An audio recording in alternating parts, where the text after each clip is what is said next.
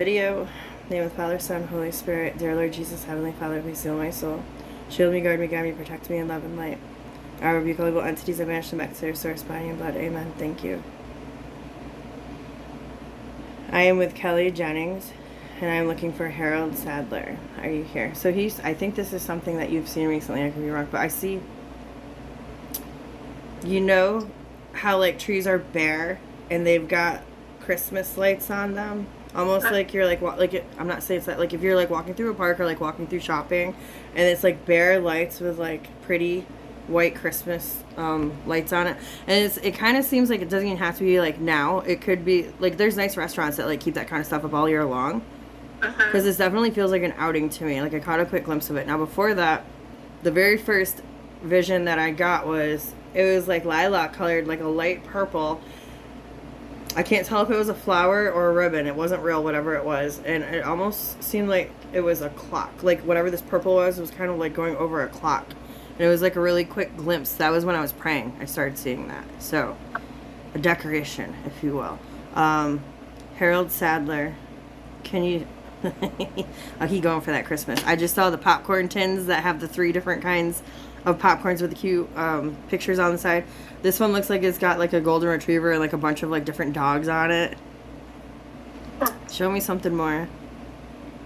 I already know about the socks. Show me something different. Harold.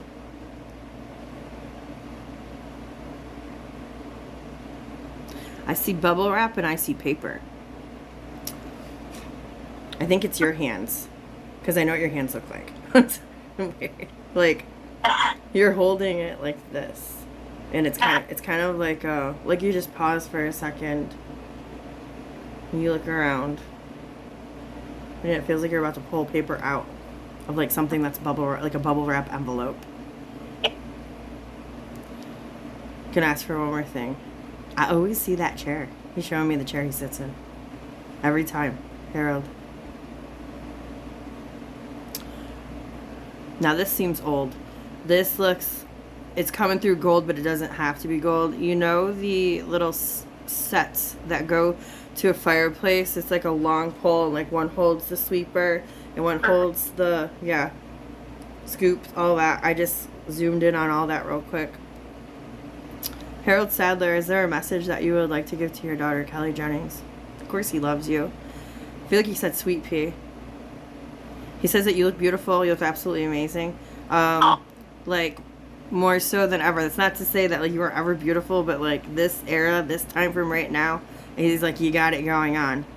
He said marvelous. He's just, like, he says that he's been praying over you for you to reach this point in your life to where you really, he says, you really feel like you're in control. He's like, sometimes in your mind you might kind of question, like, oh, things are like going out of control, like, but no. He's like, if you really step back and look, like, this is the most structure and control that you've ever had in your life.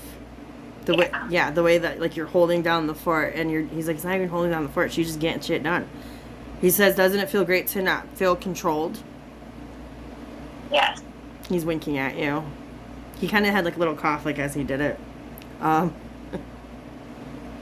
He goes, I hate to be a fly on the wall, but I've been watching you and the few little dilemmas that you've been running into.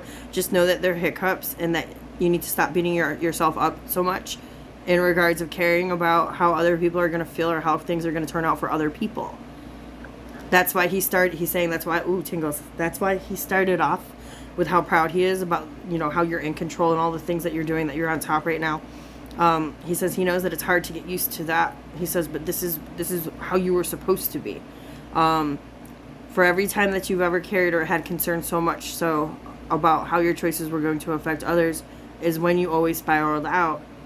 He says, This isn't a hard heed warning, but this is a mini reminder to make sure that you're always putting yourself first.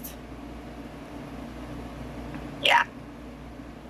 He's saying you've had a lot of life to live already, and you're past, not saying you're past the halfway point. You've lived a rich amount of life. So what life you do have left, make sure that you're making the best of it. If he's saying if it doesn't feel good, if it doesn't feel right, if it's not a situation that you even want to entertain, you don't have to. He says, how many times in your life have other people gone and done things to you where they never even cared or thought of how it was going to impact you. And He says, but you've never really even been in the position to just simply walk away or stand on your own 2 feet or do whatever it was that you truly like wanted to do if someone was going to give you a back blow like that. He says now you're in the position where you have absolute freedom. He says nobody can take that from you, but don't ever for 1 second think that anyone is going to I heard 3 words overlapping each other. It was shorthand, backhand, and like black ball. I don't know if he said black ball or black mal, but basically don't think that anyone's got you under their thumb. okay. He said don't expect anyone to do anything bad to you, because he says at this point in your life you need to just believe that you're untouchable. Ooh. Ooh. That's bougie. That's bougie. He says that he knows that you struggle with that fear of what is going to be, and it's like a domino thing. It's like being afraid of how someone's going to respond, and then what the implications are going to be back on you. Right. He says Right. just be like water and go with the flow. He says sometimes losing some is winning more in the long run, and if you ever get if you ever get moved or shifted anywhere in your life, it's always going to be where you're supposed to be. He says less resistance, more flow. Makes sense. Yeah, I wondered about that because, like, whenever I kind of flake out, so to speak, I'm like, I would wonder if he would actually, like, really be proud of me and proud of the way that I handled that. I like the forefront of my brain, like, did I do the right thing? Did I, so. He says as long as you're keeping yourself in mind, you're always doing the right thing. Know this. That was funny. He started with not to be a fly on the wall. That's so cute. Yeah. So that's really good, though, because I kind of wondered that. It was just like, wonder if he would really be proud of everything, the way it's happened and all that. So that's good to hear. He said absolutely. He says that he said the transition was hard to watch just because of how you were in your mind. It was your state of mind. But he understands that. Like, the grieving processes. There's different levels and layers to the grieving process, but he says it's something that you had to go through. He says, but that's why he wants you to see how proud he is of you. Because you're basically done with that now. Yeah. And you've come out so far on the other side. Yeah. He says that anything to see you happy. I kind of knew about Mark and that whole situation. Say that again? I said I wondered if he knew about Mark and that whole situation with Mark. Harold, do you have anything that you want to say about what your daughter just said?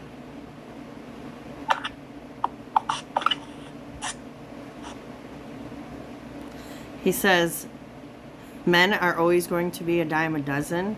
Might as well dance. Daddy. He's just going back to freedom. He says you have the freedom to taste and do anything that you want. Yeah. He says he's literally applying it to like food. You taste food you like, you taste food you don't like. He's like, go back to the buffet and get you a new plate. He said no harm, no foul. He goes, you already paid. I'm blushing. That is a great analogy though. So funny. He is such a mess. That's funny. He's like, he's doing that. Just showed me a flash of ribbon candy. The old school Christmas ribbon candy? Old fashioned. Holy Yeah. cow. Forgot about those. That is too funny. I wondered what he thought about it. He just showed me, those are gross. They're gumdrops, I think. They're got sugars on them. Oh, yeah. Is they good? The spice Yeah. one? Yes, those. Yeah. What? It's not my thing, but Gosh, they're not my thing either. But I'm sure he probably loved them. He loved candy and he's getting into all that right now. I just saw gingerbread men, little ones to actually eat, and little chocolate bars that are wrapped up like Santa. He's going through all of the. he loved Christmas. Yeah.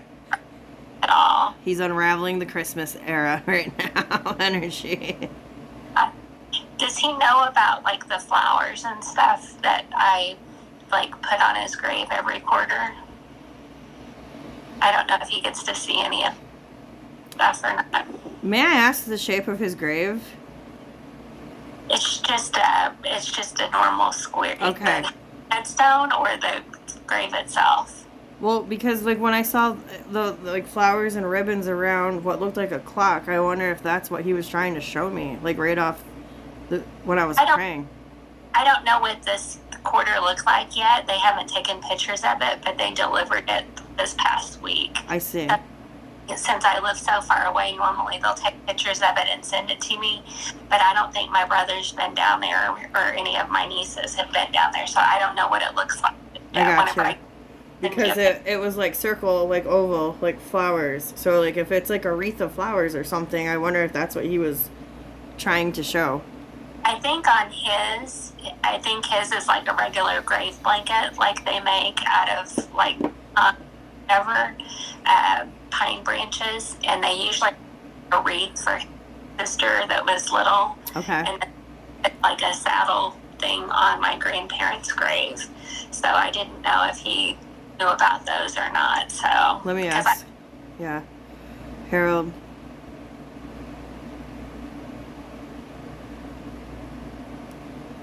Beautiful gesture. Waste of money. He said beautiful gesture, waste of money. He says you're going to do it because it makes you happy. You're going to do it because you feel like it's the right thing to do. Yeah. Well, I can't do just him and not the other ones either. That's... So... totally on me, right? Right. I knew he would say that because he would... Is that how he was? Well, before he was like, I don't want any funeral. I don't want flowers at my funeral, and I would rather do a donation thing for, like childhood cancer, and she didn't. My former. Yeah. And so she wanted to do something different and chose to do something, and she wanted me on it, and I was like, no, I'm not doing it because it's not what he wanted. Right. So he don't like her. That's. I don't know what he's up to anymore. I just completely ignore her. So yeah. He said she's not doing well. He's gonna leave it at that. Well, karma and gravity's kind of a bitch. He used the word struggling. I'm not surprised. He said that's her problem. So he don't even really have. There's not much feeling behind that. Just kind of like whatever. Like you're struggling. Yeah. I don't know what her deal is, and I'm glad that I don't have to deal with it anymore. I'm glad you don't either. Oh my gosh, it's crazy. What else do you want to ask him? I think that's and I'm glad that he seems to be doing really well, and so I didn't know if he would reincarnate soon or. I can ask him. Harold Sadler, do you have any plans of reincarnating soon?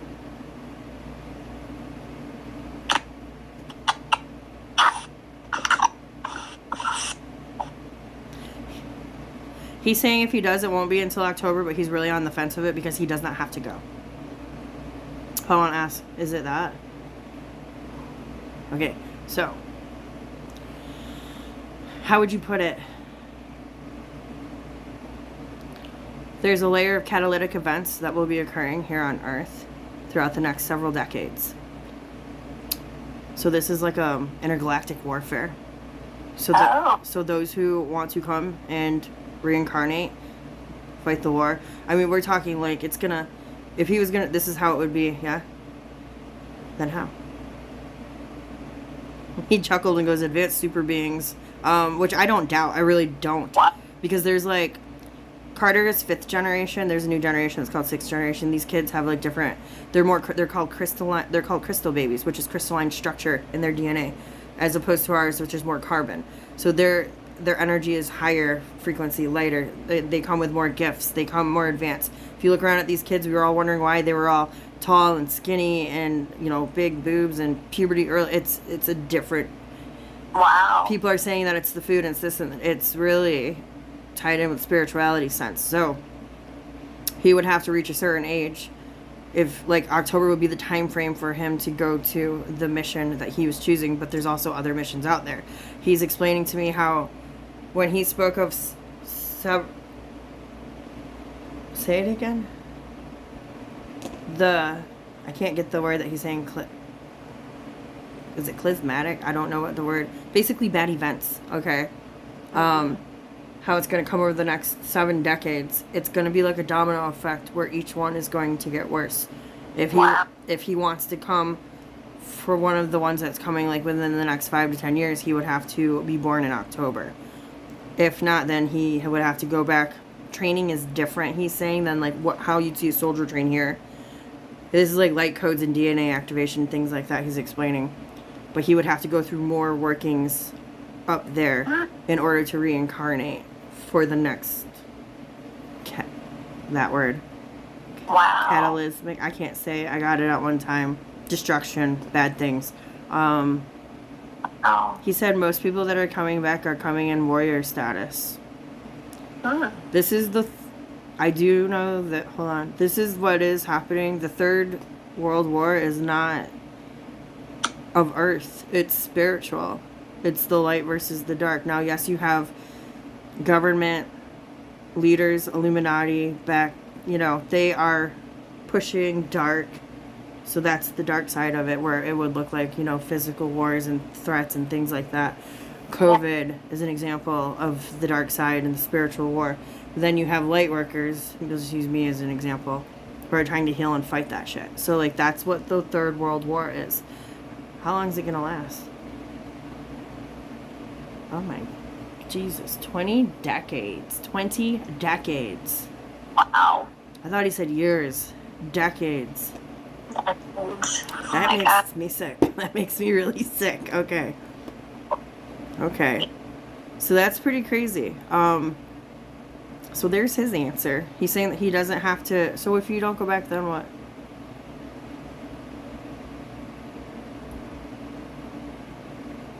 He said he'll ascend into the next heaven and be a spirit guide for the warriors. Nice. That's so dope. I got tingles. Holy crap. I'd rather do that. Right? Because he says he remembers what it feels like to have a body, and he don't really. That's where he's on the fence. He says, "I get that. I get that so much, though." Well, and he was sick later in life too. He was always kind of a sick. Well, he wasn't really a sick kid, but his mom babied him a lot, and so he was quite. He doesn't like the control, the consistency of control, and just the dynamic of Earth.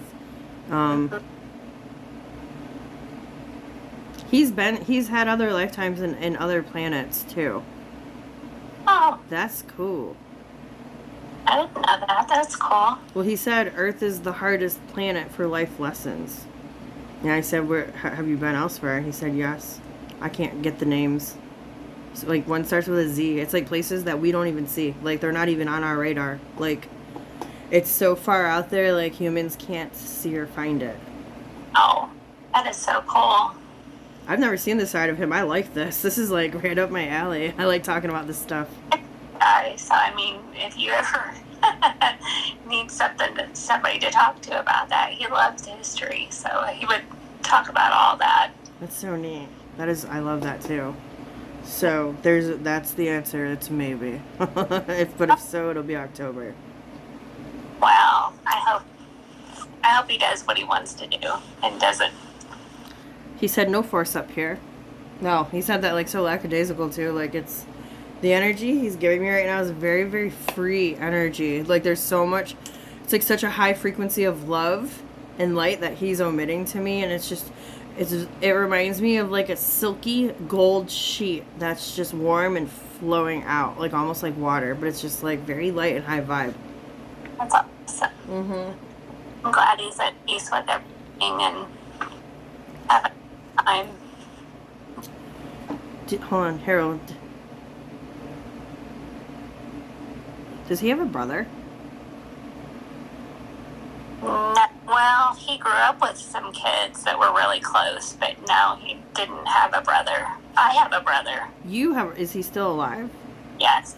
Okay, so I heard the phrase, okay, it was weird. I saw a Tootsie Roll, but then I was like, oh, there you go with your candy.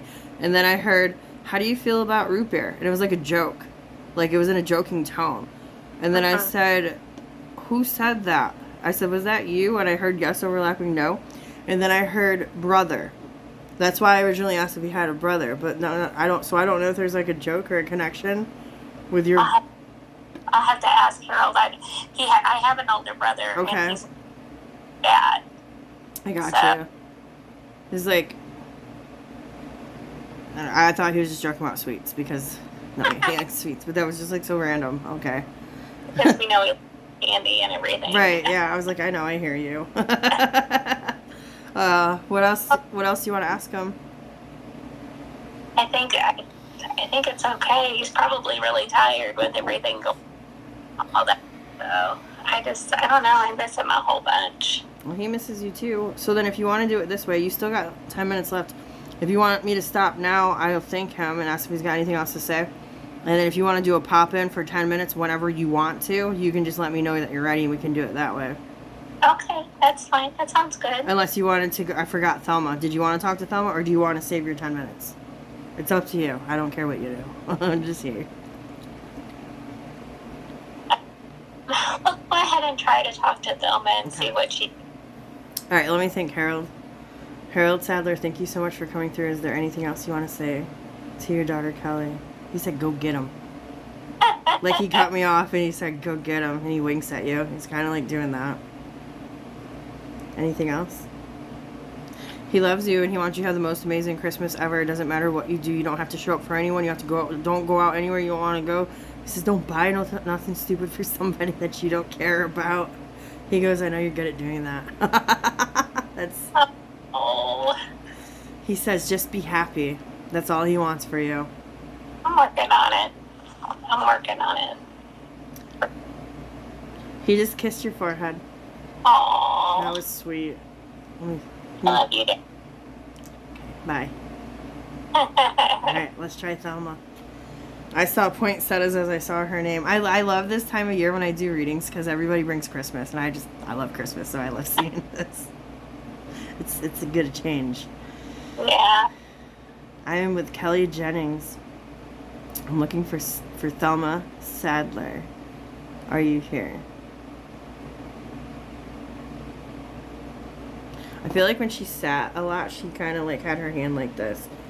Like, or talked like with her hand like this. I'm not saying she smoked cigarettes, but she kind of reminds me of somebody who would. She just got this look about her. Her hair, I don't want to use the word straggly. Well, older woman, okay? It's just like, kind of like that, yeah. But what she did with her eyebrows a lot is like, she had like a lot of facial expression, but like, she'd be sitting at the table and like going like that. Like, that's how I see her.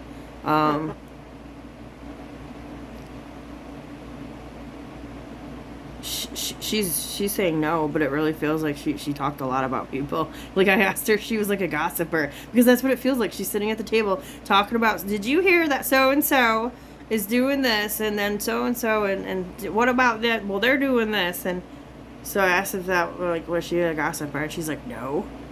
But that's what, like, I see, and like, that's what I'm feeling. Yeah, Thelma. I see, as I said her name, I don't know if it's sliding doors, but it's a big, if it's not sliding doors, it looks like glass sliding doors, but I'm looking out and I see snow. I see a lot of snow, and I see curtains that are short like this that go up across the top of the glass. And they look like, reminds me of like country style, I guess you would say, like decorations, you know, I'm trying, like... I think Memory Care Center that she was in. Okay. Whenever before. Because they're like, it's like dark neutral colors is like what, yeah, like what it looked like to me. Okay, Thelma Sadler. cookies. Is there a message that you would like to give to Kelly Jennings?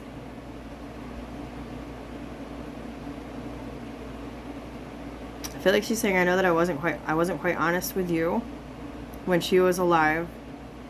She says everything that I did was based around my own dignity. She goes, when I look back now, there wasn't really quite much of that either.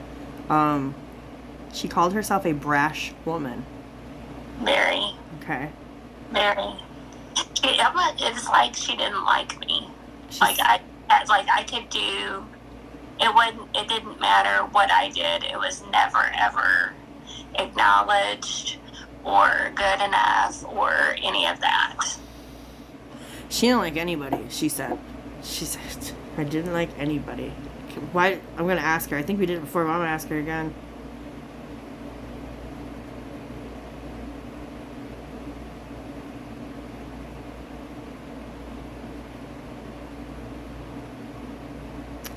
I don't want to say it's a jealous thing. Because it's not. When I say jealous, it's like having something that. Jealousy is usually when you're jealous of someone, they have something that you want. Okay, so it wasn't really like that. It was like a why me? Like why don't I get to have the?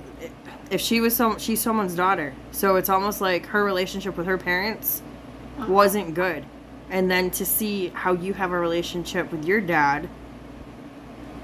That kind of just came out like resentment. Resentment is the word. Okay. Not really jealousy. It's like more like resentment. Uh, Tied in with a bunch of childhood issues that just she never got over. I thought I didn't know growing up that she had her before my dad, but later in life I found that out, and I kind of wondered that if that was the case, like maybe she was upset because her son had a daughter and the daughter lived. How would that resonate? She's shaking her head yes. She looked down as she's saying it. I got tingles everywhere. So we all contract everything, but she's saying that is definitely something that was contracted in for her, like the yearning and not having. Why? One of her previous, this is burning karma. In one of her previous lifetimes, she was like very well off, had everything she wanted under the sun, and didn't really respect or appreciate it or anyone in that lifetime. This most recent lifetime that she had, it feels like I don't want to use the word struggled, but it wasn't easy. Like, especially emotionally.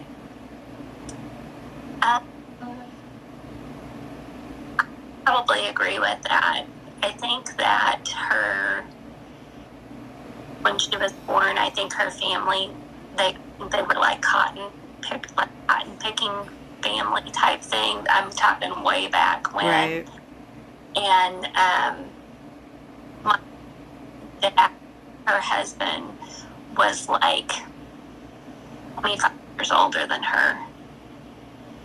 That makes he sense. Was 40 when he had my dad. Wow. And she was like 20. I mean, but that was like so long ago, you know what I mean? It doesn't really, it's not as weird as it is now, but there was quite an age difference between the two of them. Right. So, it almost feels like a forced life. yeah. So there's more resentment there too. So she just resented life. Just wasn't very happy ever. Right.